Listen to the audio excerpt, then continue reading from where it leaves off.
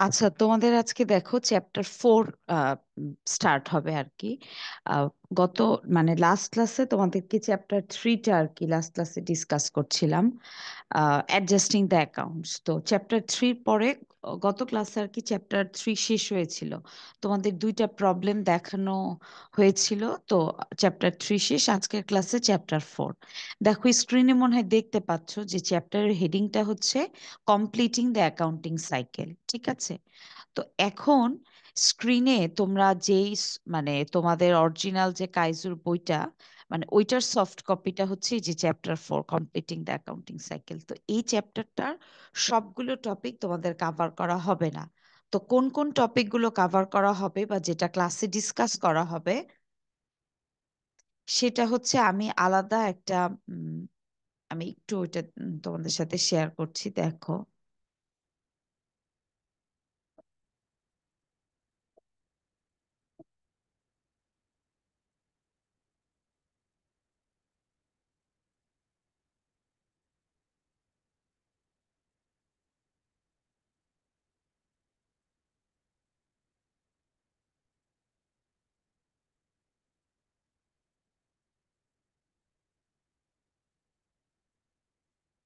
এখন মনে হয় দেখতে পারবে, দেখো চ্যাপ্টার 4 একটা ওয়ার্ড ফাইল আর কি। চ্যাপ্টার 4 লেখা আছে কমপ্লিটিং দ্য অ্যাকাউন্টিং সাইকেল, হ্যাঁ। তো এই চ্যাপ্টারটার, এটা তো চ্যাপ্টার হেডিং, এখান থেকে তোমাদের ফলো করা হবে বা যে টপিকগুলো কাভার করা হবে সেটা হচ্ছে এই যে format of classified income statement, owner security statement and balance sheet. খেয়াল করো, এরপর একটা পেজ নাম্বার দেওয়া আছে, তার মানে তোমার আহ মানে বইয়ের সফট কপির অ্যাকচুয়ালি 162 নাম্বার পেজে এই টপিকগুলো আছে।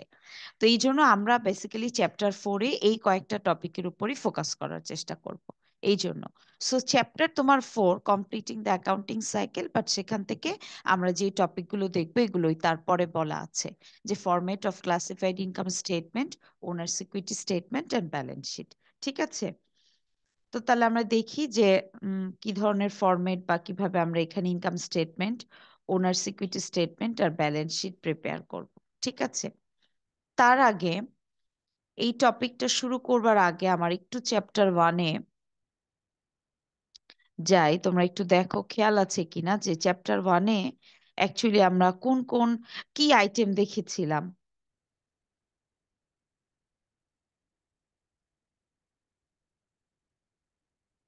তোমাদের চ্যাপ্টার 1-এ ডিসকাস করা হয়েছিল, খেয়াল আছে কিনা দেখো, টেবুলার সামারি। তোমরা ক্লাস টেস্টও দিয়েছো টেবুলার সামারির উপর। তো ওখানে আমরা চ্যাপ্টার 1-এ যেটা মেইন আমাদের কনসার্ন ছিল যে কোনো একটা ইভেন্ট পড়ার পরে সেটা যদি ট্রানজেকশন হয় ওইটা বোঝা, এবং ট্রানজেকশনটাকে টেবুলার সামারিতে তোমাকে প্রেজেন্ট করা অ্যাকাউন্টিং, বেসিক অ্যাকাউন্টিং ইকুয়েশনের থ্রুতে। এটাই। এখন দেখো স্ক্রিনে আমি তোমাদের ওই জাস্ট একটা টেবুলার সামারির ফরম্যাটই শেয়ার করেছি। যদি কারো খেয়াল নাও থাকে, এটা দেখে হয়তো তোমরা মনে করতে পারবে। আচ্ছা, এখানে দেখো টেবুলার সামারিটাতে যে এখানে আমার একদম ওপরে বেসিক অ্যাকাউন্টিং ইকুয়েশনের 3টা আইটেম আছে। এরপরে আমি ওই বেসিক আইটেমগুলোকে আবার আরেকটু ব্রেকডাউন করে দেখিয়েছি। যেমন ইকুইটিটাকে আমরা 4টা আইটেমে দেখিয়েছিলাম, লায়াবিলিটিকে এখানে একটা আছে আপাতত, তারপরে অ্যাসেটের এখানে 4টা আইটেম আছে। তো এখানে আমরা প্রত্যেকটা ট্রানজেকশনকে অ্যাকাউন্টিং ইকুয়েশন অনুযায়ী প্রেজেন্ট করবার পর আম, সেখান থেকে আমরা একটা ইনকাম স্টেটমেন্ট প্রিপেয়ার করেছিলাম, ওনার সিকিউরিটি স্টেটমেন্ট এবং ব্যালেন্স শিট। ঠিক সেম 3টে স্টেটমেন্টই আমরা এই চ্যাপ্টারেও প্রিপারেশন দেখব। ঠিক আছে? যে কিভাবে আমরা income statement, equity, balance sheet. তাহলে কোয়েশ্চেন হচ্ছে যে তুমি যদি চ্যাপ্টার 1-এ দেখেই থাকো একবার এই 3টে স্টেটমেন্ট, আবার চ্যাপ্টার 4-এ কেন আলাদা করে দেখা হচ্ছে? হ্যাঁ, বা তোমার এই দুই ধরনের বা দুইটা চ্যাপ্টারের মধ্যে এই স্টেটমেন্ট গুলোর মধ্যে ডিফারেন্সটা কি, যে কারণে আমরা এটাকে চ্যাপ্টার 4-এ আবার এসে ডিসকাস করছি। খেয়াল করো, তোমাদের কিন্তু হেডিংটা ছিল format of classified income statement, মানে বাকি 3টা স্টেটমেন্ট। তার মানে এই স্টেটমেন্ট গুলোতে আসলে ক্লাসিফিকেশনের একটা ব্যাপার আছে বা কোনো একটা সেগমেন্ট মেনটেন করার ব্যাপার আছে। তো সেটা আসলে কি, বা আমরা কিভাবে এই চ্যাপ্টার 1-এর সাথে চ্যাপ্টার 4-কে মানে চ্যাপ্টার 1 থেকে চ্যাপ্টার 4 কে আলাদাভাবে প্রেজেন্ট করতে পারি, এবং এখানকার আসলে তাহলে আমাদের টপিক গুলো কি। এখানে একটু দেখো যে তুমি যখন টেবুলার সামারি থেকে, আমি নর্মালি যদি ব্যালেন্স শিটের কথাই বলি, তুমি যে ব্যালেন্স শিট প্রিপেয়ার করেছিলে কি করেছিলে দেখো, এখানে যে প্রত্যেকটা স্পেসিফিক যে অ্যাসেট ছিল, লাইক ক্যাশ ছিল, রিসিভেবল ছিল, সাপ্লাইজ, ইকুইপমেন্ট, তোমাদের কনসার্ন ছিল যে প্রত্যেকটা আইটেমের যে এন্ডিং ব্যালেন্সটা, লাইক ক্যাশের কত, রিসিভেবলের কত, সাপ্লাইজের কত, ইকুইপমেন্টের কত, তুমি কিন্তু জাস্ট ওই আইটেমগুলোকে এখানে দেখিয়েছো। ঠিক সেম ভাবে তুমি লাইবিলিটিরও এন্ডিং ব্যালেন্সটাকে এখানে দেখিয়েছো, এবং ওনার সিকিউরিটির ব্যালেন্সটা যেটা তুমি অ্যাকচুয়ালি ওনার সিকিউরিটি স্টেটমেন্ট থেকে নিয়েছিলে, এভাবে তুমি শো করেছো। আচ্ছা, এখন আমাদেরকে যেটা করতে হবে চ্যাপ্টার 4-এ, যে এভাবে আসলে অ্যাসেট গুলোকে দেখানো যাবে না। তার মানে অ্যাসেটের ভেতর অ্যাকচুয়ালি কিছু স্টেপ আসবে বা কিছু ক্লাসিফিকেশনের ব্যাপার আছে, ঠিক সেম ভাবে লায়াবিলিটিতেও আছে, এবং আহ, তোমার লাস্ট ওয়ান যেটা, সরি, ওনার সিকিউরিটি স্টেটমেন্টেও আছে, ব্যালেন্স শিটেও আছে। তাহলে আমি এখন এটা থেকে আপাতত ব্যাক করি, তোমাদের ক্লাসিফিকেশন গুলো কিরকম হতে পারে ওটা একটু দেখাচ্ছি, দেখো।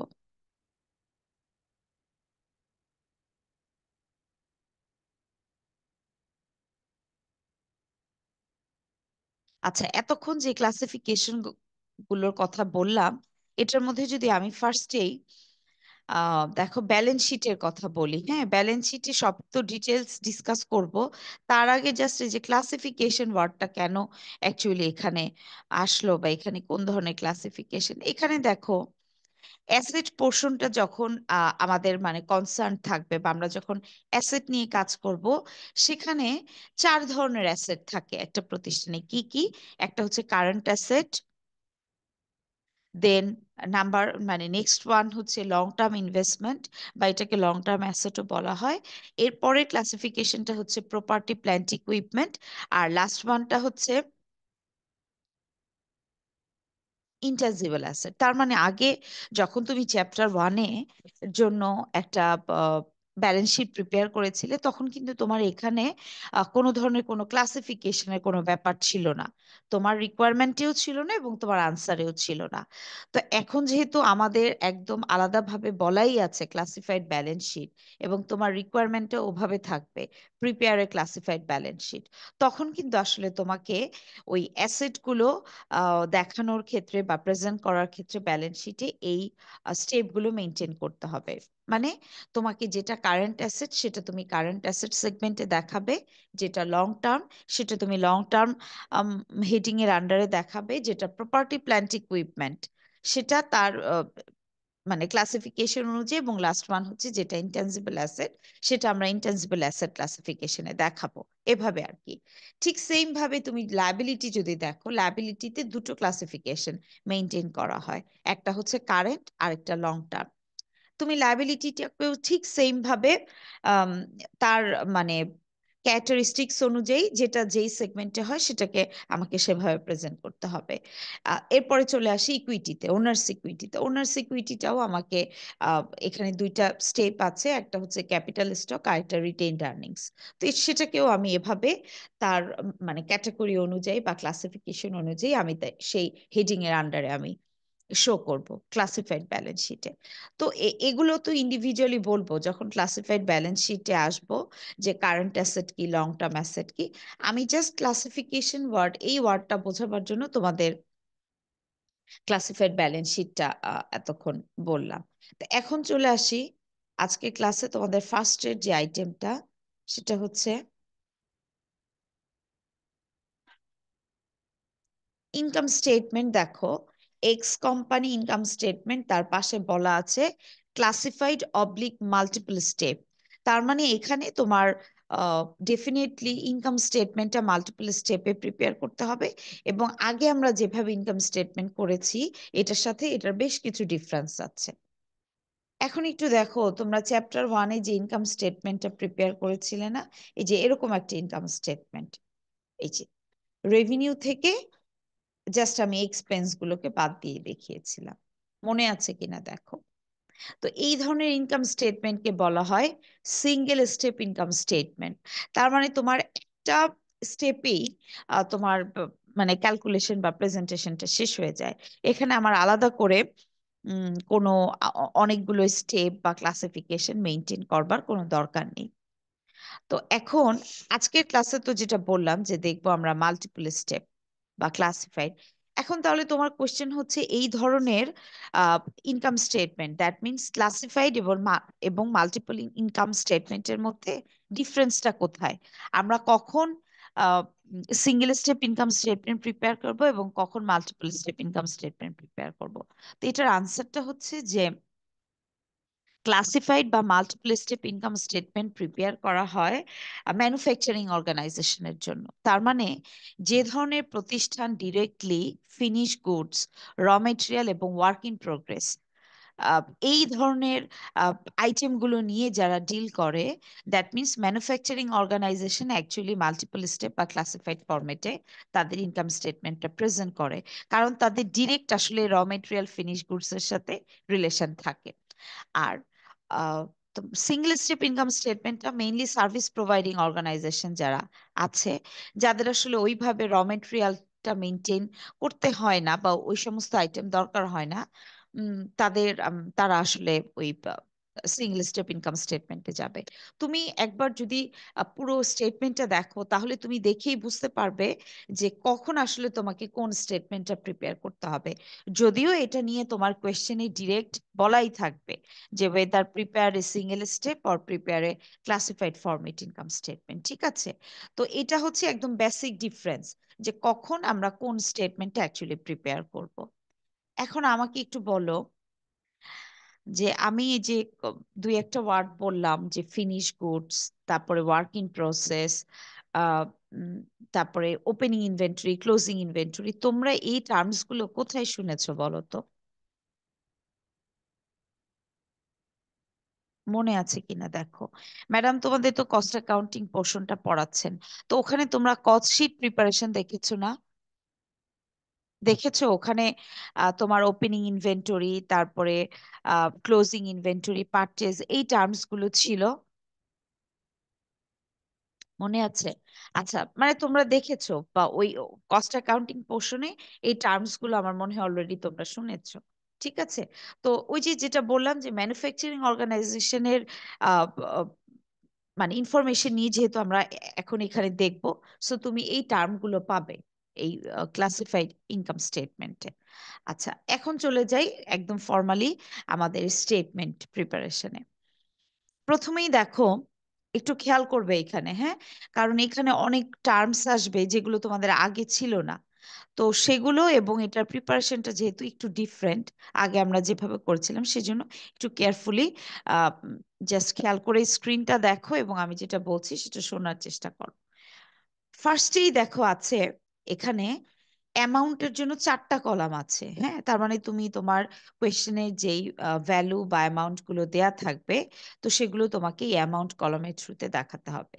এখন ব্যাপার হচ্ছে যে তোমাকেও যে চারটা কলাম অ্যামাউন্টের জন্য মেনটেন করতে হবে, নট নেসেসারি। হ্যাঁ, এখানে আমি তো স্টেপ ওয়াইজ বলবো সবগুলো, সেজন্য আমি চারটা কলাম মেনটেন করেছি। তুমি জাস্ট দুইটা কলাম যদি অ্যামাউন্টের জন্য রাখো তাহলেই এনাফ। এটা একটা প্রেজেন্টেশনের ব্যাপার যে তুমি কতটা ক্লিয়ারলি তোমার ক্যালকুলেশনটাকে তুমি প্রেজেন্ট করতে পারছো। ঠিক আছে, এটা আর কি। তো মিনিমাম দুইটা কলাম থাকলে ভালো।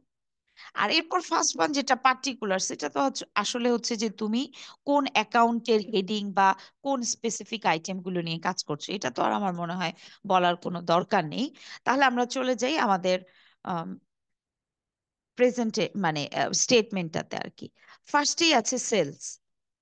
তো এখন তুমি চিন্তা করে দেখো যে সিঙ্গেল স্টেপ ইনকাম স্টেটমেন্ট হোক অথবা মাল্টিপল স্টেপ ইনকাম স্টেটমেন্ট হোক, হোয়াট এভার, যে ধরনেরই, একটা প্রতিষ্ঠানের মেইন সোর্স অফ রেভিনিউ কি বলতো? রেভিনিউ আর্ন হবার বা রেভিনিউ ক্রিয়েট হওয়ার মেইন সোর্সটা কি? সেলস। তো একটা প্রতিষ্ঠানে উইদাউট সেলস ছাড়া তো আসলে রেভিনিউ জেনারেট হওয়ার আর কোনো ওয়ে নাই অপারেটিং সোর্স থেকে। হ্যাঁ, অপারেটিং সোর্স থেকে, এই জন্য দেখো ফার্স্টেই আছে সেলস বা বিক্রয়। এখন এই বিক্রয় থেকে অ্যাকচুয়ালি আমাদেরকে নিট সেলসে যেতে হবে। সেলস এবং নিট সেলস এর মধ্যে ডিফারেন্স আছে। সেটা কি, যে একটা প্রতিষ্ঠানের টোটাল সেলস থেকে যদি সেলস রিটার্ন এবং সেলস ডিসকাউন্টটা বাদ দিয়ে দেখানো হয় তাহলে নিট সেলস পাওয়া যায়। তার মানে বিক্রয় থেকে যখন বিক্রয় ফেরত এবং সেল করার সময় যে ডিসকাউন্টটা অফার করা হয় এই দুটো আইটেম বাদ দিয়ে আমরা নিট সেলস পাই। তো তুমি কেন সেলস থেকে এই দুইটা আইটেম বাদ দিয়ে দেখাবে, সেলস রিটার্ন এবং সেলস ডিসকাউন্ট? ফর এক্সাম্পল, ধরো তুমি সেলার, আমরা তো যেহেতু এখন সেলস নিয়ে কথা বলছি, সেলারের পার্সপেক্টিভটা চিন্তা করি। আমি একজন সেলার, তো আমি 5 লাখ টাকার কিছু গুডস সেল করব। তো অলরেডি সেল করে ফেলেছি, সেল করার পর কোনো কারণে আমার কাছে 10,000 টাকার গুডস রিটার্ন হয়েছে। এখন কোশ্চেন হচ্ছে গুডস কেন রিটার্ন হলো? গুডস অনেক কারণেই রিটার্ন হতে পারে, হয়তোবা সেটাতে কোনো ডিফেক্ট ছিল, বা মানে রিকুইজিশন অনুযায়ী সেই গুডস গুলো ছিল না, বা সামহাও কোনো কারণে 10,000 টাকার গুডস রিটার্ন হলো। এখন কি তুমি বলবে যে 5 লাখ টাকাই অ্যাকচুয়াল সেলস? এখন সেলস হয়ে যাবে 4,90,000 টাকা। কেন? কারণ তোমার টোটাল সেলস এর একটা পোর্শন কিন্তু রিটার্ন হয়েছে, যেটা তোমার সেলস কে কমিয়ে দিয়েছে। এই কারণে আমরা সেলস থেকে অলওয়েজ সেলস রিটার্নটা বাদ দিয়ে দেখাবো। এরপরে চলে আসি ডিসকাউন্ট, বা আম, মানে মানে ডিসকাউন্টটাও তো কেন বাদ দিয়ে দেখানো হবে? সে মানে ইনস্ট্যান্ট সেল করার সময়, মানে অন স্পট যদি কোনো ডিসকাউন্ট অফার করা হয়, তোমরা দেখবে যে কোনো কিছু পারচেস করার সময় অনেক সময় তোমরা ডিসকাউন্ট প্রাইসে কেনো। তো যখন যদি তুমি ওই তোমার মানে উম, ইয়েটা চেক করো, ভাউচারটা চেক করো, দেখবি যে ওখানে ডিসকাউন্ট প্রাইসটা লেস করা থাকে। তার মানে সেল করার সময় যে প্রাইসটা ডিসকাউন্টে দেওয়া হয় বা অফার করা হয়ে থাকে, সেই প্রাইসটা অ্যাকচুয়ালি আমার অ্যাকচুয়াল সেলস প্রাইস থেকে লেস করা থাকে, যেহেতু আমার অ্যাকচুয়াল প্রাইসটাকে সেটা কমিয়ে দেয়। সেই কারণে বিক্রয় থেকে সবসময় রিটার্ন এবং ডিসকাউন্টটা বাদ দিয়ে আমরা নিট সেলসটা ফাইন্ড আউট করি আর কি। এখন কোশ্চেনে যদি তোমার কোনো রিটার্ন এবং ডিসকাউন্ট দেয়া না থাকে, তখন তোমার নিট সেলস এবং সেলসটা অ্যাকচুয়ালি ইকুয়াল হবে, কারণ তোমার তো লেস করার কোনো আইটেম নাই। বুঝতে পেরেছো? তাহলে সেলস থেকে আমরা কিভাবে নিট সেলস পর্যন্ত আসতে পারি? এরপরে চলে যাই, নিট সেলস থেকে দেখো বাদ দিয়ে দেখানো হয়েছে less cost of goods sold. হ্যাঁ, তো কস্ট অফ গুডস সোল্ডটা কি এবং এটা কেন, কিভাবে তুমি নিট সেলস থেকে বাদ দিবে? তার আগে একটু দেখো যে নিট সেলস থেকে যখন আমরা কস্ট অফ গুডস সোল্ডটা বাদ দিয়ে দেখাবো, তখন অ্যাকচুয়ালি আমরা পাবো গ্রস প্রফিট বা মোট মুনাফা। এখন এই কস্ট অফ গুডস সোল্ডটা লেস করবার সময় তোমাকে একটা জিনিস খেয়াল রাখতে হবে, যে কস্ট অফ গুডস সোল্ড এর ভ্যালুটা তোমার কোয়েশ্চেনে দুই ভাবে থাকতে পারে। একটা হচ্ছে ক্যালকুলেটেড ভ্যালু, আর একটা হচ্ছে কোয়েশ্চেনে একটা গিভেন ভ্যালু। তো কোয়েশ্চেনে যদি গিভেন ভ্যালু থাকে কস্ট অফ গুডস সোল্ড এর, তাহলে তোমার নিজ থেকে আর ক্যালকুলেশন করে নেবার কোনো দরকার নেই, তুমি কোয়েশ্চেনের ভ্যালুটা নিয়েই কাজ করবে। সেটা কিভাবে?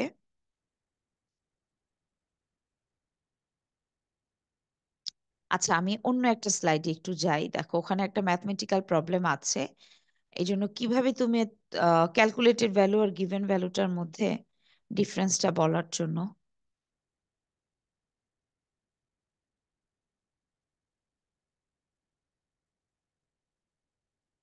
এখানে এই স্লাইডটাতে এটাও মানে তোমাদেরকে টিমসে দেওয়া আছে কিনা আমি মনে করতে পারছি না, যদি না দেওয়া থাকে তাহলে আমি মেটেরিয়াল গুলো দিয়ে দিব।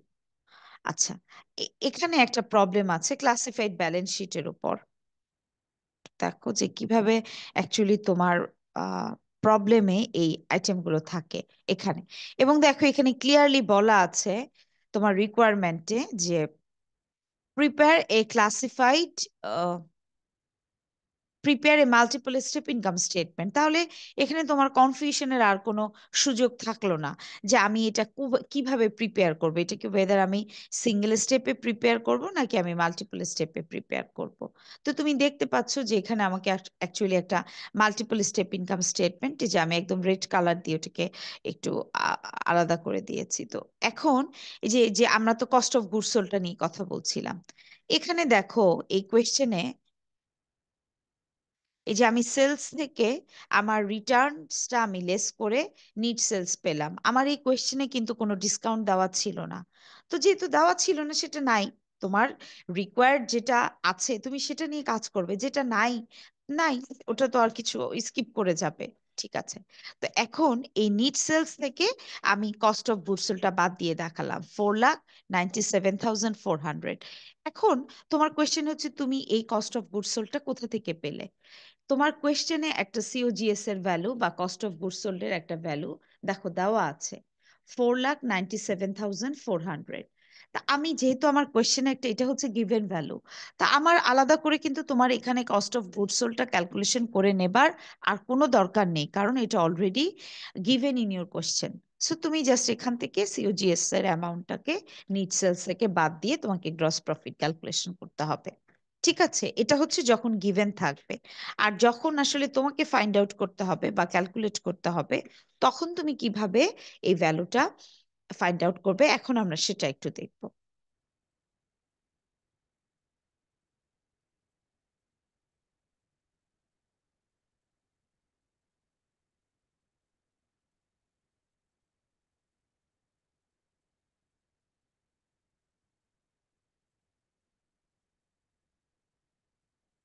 আচ্ছা, এখন আমরা যেটা বলছিলাম যে আমরা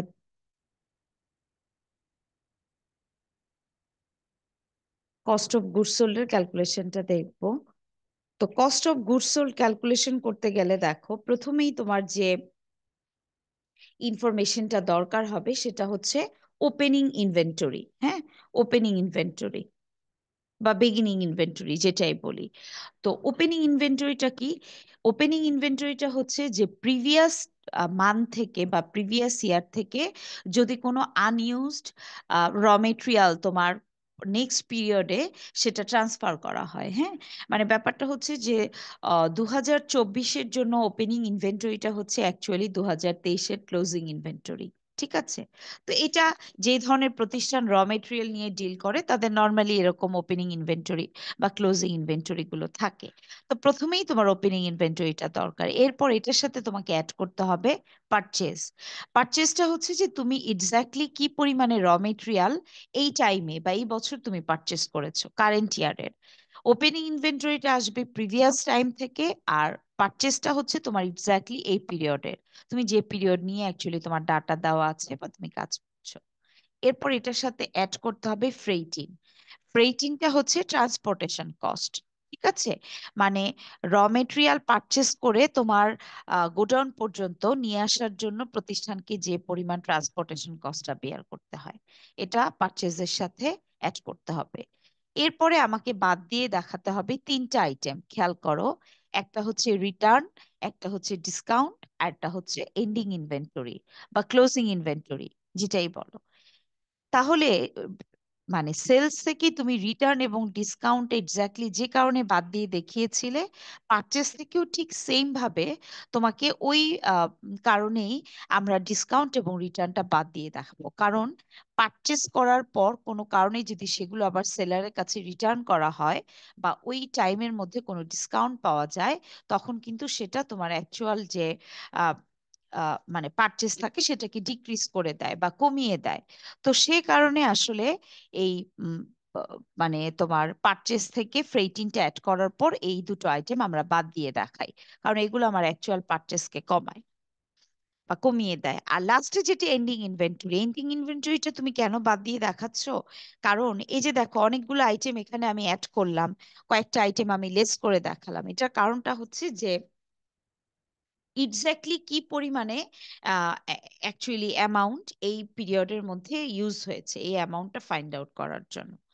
তো সেলস থেকে নিট সেলস থেকে কস্ট অফ গুডস সোল্ডটা বাদ দিয়ে দেখাবার পর আমরা পাবো গ্রস প্রফিট বা মোট মুনাফা, একটা প্রতিষ্ঠানের গ্রস প্রফিট। তো এখন গ্রস প্রফিট থেকে আমরা কিভাবে এখন নিট প্রফিটে যেতে পারি সেটাই দেখবো। গ্রস প্রফিট পাওয়া গেল। এখন দেখো আরেকটা ব্যাপার একটু খেয়াল রাখবে যে কস্ট অফ গুডস সোল্ড এর সবগুলো ক্যালকুলেশন করার জন্য সবগুলো ভ্যালু যদি কোশ্চেনে দেওয়া না থাকে তখন কি করবে, ওই যে আগের মতন যেইটা দেয়া থাকবে তুমি সেটা নিয়ে কাজ করবে। সাপোজ তোমার কোশ্চেনে যদি ওপেনিং ইনভেন্টরি আর পারচেজ দেওয়া থাকে, আর কিছু দেওয়া নাই, ধরো কোনো ফ্রেটিং দেওয়া নাই, রিটার্ন, ডিসকাউন্ট, ক্লোজিং ইনভেন্টরি কিছুই দেওয়া নেই, তখন তাহলে তুমি ওপেনিং ইনভেন্টরির সাথে পারচেসটা অ্যাড করলেই তোমার actually cost of goods sold. আবার দেখা গেল তোমার পারচেজ বলা আছে, আর বলা আছে যে ক্লোজিং ইনভেন্টরি, আর কিছু বলা নাই, তাহলে তুমি পারচেজ থেকে ক্লোজিং ইনভেন্টরিটা বাদ দিলেই তোমার কস্ট অফ গুডস সোল্ড। স্ট্রাকচারের ভেতর যে ইনফরমেশন গুলো থাকবে সেগুলো কনসিডার করবে, আর যেগুলো নাই সেগুলো নাই। নাই থাকা মানেই যে তোমার কোয়েশ্চেনে ভুল বা মিসিং আছে, ব্যাপারটা এরকম না। আচ্ছা, এরপরে গ্রস প্রফিট পর্যন্ত আসলাম। গ্রস প্রফিট থেকে এখন কিভাবে আমরা ওই যে নিট অপারেটিং ইনকামে যেতে পারি। তো গ্রস প্রফিট থেকে এখন আমাদেরকে বাদ দিয়ে দেখাতে হবে অপারেটিং এক্সপেন্সেস। হ্যাঁ, তো অপারেটিং এক্সপেন্সটা কি, যে একটা প্রতিষ্ঠান রান করার জন্য অ্যাকচুয়ালি যেই ধরনের এক্সপেন্স গুলো বিয়ার করতে হয়। তো এই অপারেটিং এক্সপেন্স গুলোকে এখন আবার আমরা দুইটা ক্যাটাগরিতে দেখাতে পারি। একটা হচ্ছে অ্যাডমিনিস্ট্রেটিভ এক্সপেন্স, আর একটা হচ্ছে সেলিং এক্সপেন্স। খেয়াল করো, আগে কিন্তু তোমার ইনকাম স্টেটমেন্টে এমন কোনো ক্লাসিফিকেশন ছিল না। তুমি জাস্ট একটা হেডিং আসতো এক্সপেন্স, ওটার ভিতরেই তুমি বোথ অপারেটিং অ্যাডমিনিস্ট্রেটিভ সবকিছুকেই একসাথে দেখানো হতো। তো এখন আসলে আমার এই দুই ধরনের এক্সপেন্সকে আলাদাভাবে প্রেজেন্ট করতে হবে। অ্যাডমিনিস্ট্রেশনের সাথে রিলেটেড এক্সপেন্স গুলোকে আমি অ্যাডমিনিস্ট্রেটিভ এক্সপেন্সের আন্ডারে দেখাবো, আর ডিরেক্ট সেল করার জন্য বা একটা প্রতিষ্ঠানের সেলসের সাথে যে খরচগুলো থাকে সেগুলোকে আমরা সেলিং এক্সপেন্সের আন্ডারে দেখাবো। এখন এই অ্যাডমিনিস্ট্রেটিভ এক্সপেন্সের আন্ডারে যে আইটেমগুলো আছে, আমার মনে হয় এগুলো আমার আলাদা করে বলার কোনো দরকার নেই। সেলিং এক্সপেন্সটা একটু দুই একটা আইটেম তোমাদের জন্য নতুন হতে পারে, তো সেগুলোই আমি বলবো। সেলিং এক্সপেন্সের আন্ডারে দেখো প্রথমেই আছে স্টোর স্যালারিজ বা স্টোর পার্সন স্যালারি, যেটা এটার মধ্যে ডিফারেন্সটা কি। অফিসেও একটা স্যালারি আছে, দেখো অ্যাডমিনিস্ট্রেটিভ এখানেও স্যালারি আছে। তো দুটো স্যালারির মধ্যে ডিফারেন্স হচ্ছে যে একটা প্রতিষ্ঠানের যদি কোনো শোরুম বা স্টোর থাকে, সেটার সেলস পার্সনদের বা তাদের ওখানে যারা আছে তাদেরকে যে স্যালারিটা দেওয়া হয়, তো সেই জন্য এটা আলাদা করে সেলিং এক্সপেন্সে দেখানো হয়েছে। অ্যাডভার্টাইজিং এক্সপেন্স, এটা তো advertisement is directly related to sales, তো এই জন্য অ্যাডভার্টাইজমেন্টটাকে সেলিং এক্সপেন্সের আন্ডারে দেখানো হয়েছে। এরপরে আছে ফ্রেট আউট। হ্যাঁ, ফ্রেট আউট, ফ্রেট আউটটা হচ্ছে এটাও one kind of transportation cost, but এটা হচ্ছে যে সেলের সাথে রিলেটেড, মানে কোনো একটা প্রোডাক্ট অ্যাকচুয়ালি কাস্টমারের হাতে পৌঁছানো পর্যন্ত, একদম পৌঁছে দেওয়া পর্যন্ত সেলারকে যেই আহ, আহ, মানে ট্রান্সপোর্টেশন কস্টটা বিয়ার করতে হয়। সাপোজ আমি কিছু গুডস সেল করলাম, এটা আমার প্রতিষ্ঠানের ভেহিকেল আছে আলাদা আমার, সেটা দিয়ে আমি একদম কাস্টমারের হাতে পৌঁছে দিলাম। তো অ্যাজ এ সেলার ওটার তো কিছু একটা খরচ আসলে আমাকে বেয়ার করতে হয়। তো ওই এই ফ্রেট আউট দিয়ে অ্যাকচুয়ালি ওই ধরনের ট্রান্সপোর্টেশন কস্টটাকে অ্যাকচুয়ালি বোঝানো হয়। এরপরে সেলস কমিশন। সেলস কমিশন হচ্ছে যে, দেখবে অনেক সময় যে টার্গেট প্রফিট থাকে একটা, যে মানে কোনো একটা মান্থে একটা সেলস এর একটা টার্গেট ফিক্স করে দেওয়া হয়, যে কেউ যদি এই পরিমাণে সেলস করতে পারে তাহলে তার বেসিক যে স্যালারি সেটার সাথে আরো তাকে কিছু ইনসেনটিভ বা কিছু কমিশন দেয়া হবে। তো এটা ম্যাম, যে, হ্যাঁ, রেট আউটটা কি আরেকবার বলবেন? প্রেট আউটটা হচ্ছে, ধরো এখন আমাদের কনসার্ন কি, আমরা সেলিং এক্সপেন্স দেখছি না, যে একটা প্রতিষ্ঠানের সেলস এর সাথে ডিরেক্টলি কোন ধরনের খরচগুলো জড়িত। এখন ধরো আমার প্রতিষ্ঠানের দুটো অফিস আছে, একটা হচ্ছে আমার গোডাউন বা আমার একটা অফিস, আর একটা হচ্ছে স্টোর বা শোরুম, যেখান থেকে অ্যাকচুয়ালি ডিরেক্টলি প্রোডাক্ট বা আমার যে বিজনেস বা আমি যে ধরনের প্রোডাক্ট নিয়ে কাজ করি সেগুলো সেল করা হয়। এখন ধরো আমার প্রতিষ্ঠানে এরকম একটা ফ্যাসিলিটি আছে যে জাস্ট অর্ডার প্লেস করলে সেগুলো অ্যাকচুয়ালি কাস্টমারের কাছে পৌঁছে দেওয়া হবে প্রতিষ্ঠান থেকে। তো তুমি যখন তোমার সেল, এটা তো ডেফিনেটলি সেল করলেই তো তুমি প্রোডাক্ট পৌঁছে দিবে। তো এখন যদি প্রতিষ্ঠান চিন্তা করে যে আমি যে প্রোডাক্টগুলো আমার কাস্টমারের কাছে পৌঁছে দিব, এটা আমি তো নিজেই এখন আমাকে পৌঁছে দিতে হবে আমার প্রতিষ্ঠানে যারা আছে তাদেরকে দিয়ে। তো তুমি এখন ওই গুডস গুলোকে তোমার প্রতিষ্ঠানের যে ট্রান্সপোর্ট আছে সেটা দিয়ে একদম তুমি পৌঁছে দিলে। এখন তোমার তো একটা খরচ আছে না, প্রত্যেকটা জিনিসেরই তো একটা এক্সপেন্স আছে।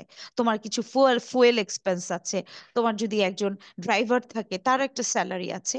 তো এই ধরনের যে খরচগুলো আর কি, ফ্রেট আউট হচ্ছে যে এই সেল করার জন্য যে ট্রান্সপোর্টেশন কস্টটা সেলারকে বিয়ার করতে হয়, তো এই ফ্রেট আউট দিয়ে সেটাই বোঝানো হচ্ছে।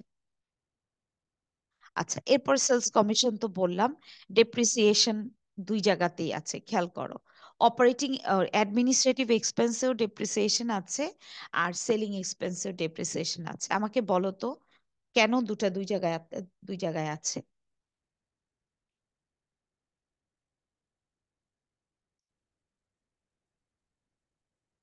এটা তো বলতে পারার কথা।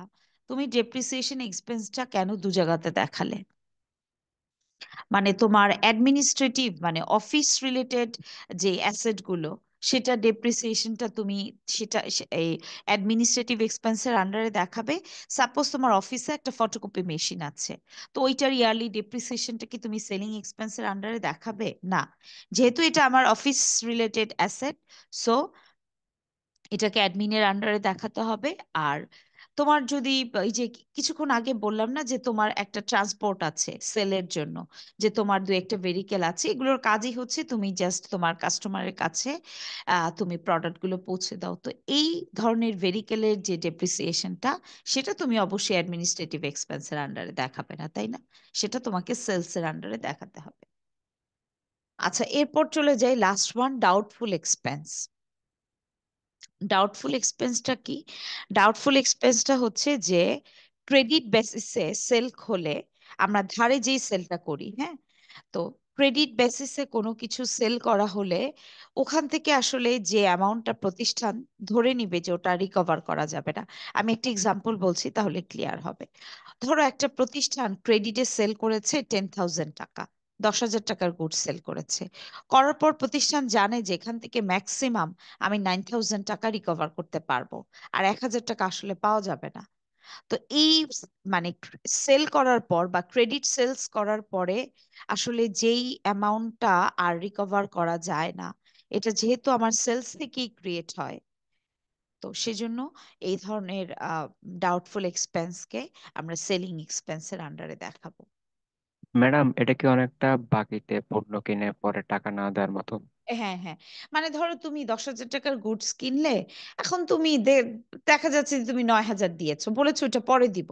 প্রতিষ্ঠান জানে তার প্রিভিয়াস এক্সপেরিয়েন্স থেকে যে এই অ্যামাউন্টটা আসলে আর রিকভার করা যাবে না। ঠিক আছে? Thank you madam. হ্যাঁ, এটা ডাউটফুল এক্সপেন্স বললাম। তো এখন তাহলে গ্রস প্রফিট থেকে সব ধরনের, বোথ সেলিং অ্যান্ড অ্যাডমিনিস্ট্রেটিভ, সব ধরনের অপারেটিং এক্সপেন্স গুলো বাদ দেওয়ার পর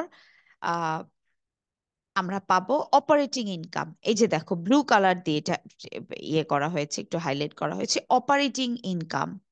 আচ্ছা, এরপরে দেখো দুইটা আইটেম অ্যাডজাস্ট করা হয়েছে। একটা হচ্ছে অ্যাড মানে যোগ করে দেখানো হয়েছে নন অপারেটিং ইনকাম, আর বাদ দিয়ে দেখানো হয়েছে নন অপারেটিং এক্সপেন্স। এখন আমাকে বলো তো যে এই যে অপারেটিং ইনকাম পর্যন্ত যে আমরা যে অ্যামাউন্টটা পেয়েছি, এটার সাথে এই পরের স্টেপটা ডিফারেন্সটা কোথায়?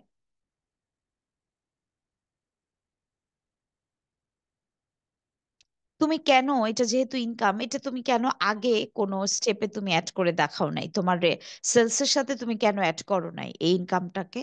কারণ আমরা তো ইনকাম সোর্সটা প্রথমেই বলেছি সেলস। এটাকে কেন আলাদা করে দেখানো হলো? এটা আলাদা করে এই জন্য দেখানো হলো কারণ এটার হেডিংটাই তুমি দেখছো নন অপারেটিং। তার মানে অর্গানাইজেশনের যে day to day regular revenue earning যে সোর্স, এটা আসলে একসেপ্ট রেগুলার অ্যাক্টিভিটিজ এর সাথে এটার কোনো রিলেশন নাই। কেন নাই? এক্সাম্পল গুলো দেখো।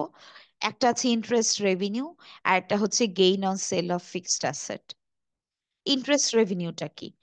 ইন্টারেস্ট রেভিনিউটা হলো, ধরো একটা ম্যানুফ্যাকচারিং অর্গানাইজেশন দেখলো যে তার ক্যাশে রেগুলার ডেইলি অ্যাক্টিভিটি বা পেমেন্ট ক্লিয়ার করার পরও তার ক্যাশে বেশ কিছু অ্যামাউন্ট আইডল থেকে যায়, যে 5 লাখ টাকা থেকে যাচ্ছে আমার রেগুলার অ্যাক্টিভিটি বা অন্য খরচগুলো মিট আপ করার পরও। তো প্রতিষ্ঠান চিন্তা করলে এটা আমি ক্যাশ বক্সে না রেখে যদি একটা ব্যাংকে রেখে দেই ডিপোজিট করে 1 বছরের জন্য, সেখান থেকে তো আমি একটা আমার রেভিনিউ জেনারেট হবে, একটা ইন্টারেস্ট তো আমি পাবো। তো অর্গানাইজেশন কিন্তু তার কাজ কিন্তু এটা না যে সেই যে ব্যাংকে টাকা রেখে রেখে ইন্টারেস্ট পাবে। তো এই ধরনের ইনকাম সোর্সটাকে বলা হয় নন অপারেটিং ইনকাম। মানে এক্সেপ্ট অপারেটিং অ্যাক্টিভিটিজ এর বাইরে যদি অর্গানাইজেশনের কোনো ধরনের কোনো মানে ইনকাম জেনারেট হয়। আরেকটা হচ্ছে gain on sale of fixed asset, মানে হচ্ছে যে একটা ফিক্সড অ্যাসেটকে যদি আমি তার কস্ট প্রাইসের চেয়ে বেশি কোনো প্রাইসে সেল করতে পারি। হ্যাঁ, তো বিজনেস কিন্তু তার এটা না, এই অ্যাসেট সেল করা না, ঠিক আছে? তো এই জন্য এই নন অপারেটিং ইনকামটাকে অ্যাড করে দেখাবো, অপারেটিং ইনকামের সাথে অ্যাডজাস্ট করতে হবে। আর এক্সপেন্স ঠিক সেম যেই দুটো এক্সাম্পল ছিল, তুমি যদি তার অপোজিট চিন্তা করো, ইন্টারেস্ট এক্সপেন্স আর loss on sale of fixed asset, এই দুটো আবার বাদ দিয়ে দেখাতে হবে। এন্ড ইন্টারেস্ট এক্সপেন্সটা কি, যে তুমি যদি কোনো ব্যাংক থেকে লোন নাও, হ্যাঁ, তো তখন আসলে আম, যে এক্সপেন্সটা বিয়ার করতে হয়। এখানে একটা ব্যাপার হচ্ছে, তুমি যদি ইন্টারেস্ট এক্সপেন্সটাকে অ্যাডমিনিস্ট্রেটিভ এক্সপেন্সের আন্ডারেও দেখাও, কোনো প্রবলেম হবে না, ঠিক আছে? বাট ওই যে loss on sale of fixed অ্যাসেটটা কিন্তু তোমার এখানে নন অপারেটিং এ দেখাতে হবে। এটাকে কিন্তু আবার তুমি অন্য কোনো ওই যে অপারেটিং এক্সপেন্সের আন্ডারে দেখালে হবে না। আচ্ছা, এরপর এই দুটো অ্যাডজাস্ট করে আমরা পাবো income before tax. Finally income ট্যাক্সটা বাদ দেবার পর পাওয়া যাবে নিট ইনকাম আফটার ট্যাক্স। এই যে এটাই তোমাদেরকে ফাইনালি ফাইন্ড আউট করে দেখাতে হবে। এখন কোয়েশ্চেনে ট্যাক্স রেটটা দেয়া থাকলে তুমি বাদ দিতে পারবে ট্যাক্সের অ্যামাউন্টটা, আর যদি না দেয়া থাকে তাহলে তোমার ইনকাম বিফোর ট্যাক্স পর্যন্তই তোমাকে ক্যালকুলেশন দেখাতে হবে, ঠিক আছে? তো এই পর্যন্ত আমরা ক্লাসিফাইড ইনকাম স্টেটমেন্ট দেখলাম। এখন দেখো তাহলে এই দুই ধরনের আসলে ইনকাম স্টেটমেন্টের মধ্যে ডিফারেন্সটা কি, তুমি তখন কিভাবে প্রিপেয়ার করেছিলে, আর তুমি এখন ক্লাসিফাইড ফরম্যাটে এসে তুমি কিভাবে প্রিপেয়ার করেছো, বুঝতে পেরেছো? তো আজকের ক্লাসে এই ক্লাসিফাইড ইনকাম স্টেটমেন্ট পর্যন্তই থাকলো। আর নেক্সট ক্লাসে অ্যাকচুয়ালি আমরা দেখবো যে কিভাবে ক্লাসিফাইড ব্যালেন্স শিট প্রিপেয়ার করা হয়, ঠিক আছে? কারো কোনো কোয়েশ্চেন থাকলে বলো। আর অ্যাটেন্ডেন্স আমি দেখলাম যে তোমরা মানে কয়েকজন দিয়েছো তো। আর যদি কেউ বাদ থেকে থাকো যে এখনো আমাকে অ্যাটেন্ডেন্সটা দাওনি, তাহলে ওইটা একটু ইনবক্সে দিয়ে দাও। আর কারো কোনো কোয়েশ্চেন থাকলে বলো।